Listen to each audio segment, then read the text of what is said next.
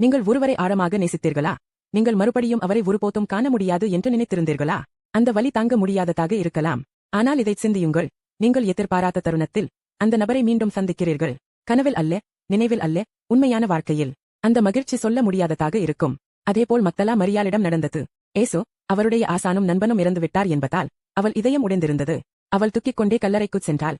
அனைத்தும் முடிந்துவிட்டது என்று நினைத்தாள். ஆனால் அதிசயமான ஒன்று நடந்தது. அவள் அழுது கொண்டிருந்தபோது ஒரு தோட்டக்காரரை பார்த்தாள் என்று நினைத்தாள். ஆனால் அந்த நபர் அவளது பெயரை கூறினார், மரியா டோட். அந்த தருணத்தில் எல்லாம் மாறிவிட்டது. அவள் அவரை உணர்ந்தாள். அது ஏசுவே.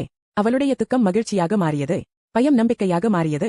பிறகு ஏசு அவளுக்கு ஒரு பணி கொடுத்தார். என் சகோதரர்களிடம் சென்று சொல் டோட். இது அவளுடைய திருப்புமுனை ஆனது. துக்கம் கொண்ட பெண்ணாக இருந்தவள் ஏசு உயிர்த்தெழுந்ததை முதலில் அறிவித்தவளாக ஆனாள். இந்த கதையின் மகத்துவம் என்னவென்றால், மரியா ஒரு சாதாரண நபர். எங்களுக்குப் போல். ஆனாலும் முதலில் அவர்தான் டிரிந்து ரெட்டுந்தா இயேசுவாய் பார்த்தாவள். இது நம்மை நோக்கி பேசுகிறது. நாம் பூரணமாக இருக்க வேண்டியதில்லை.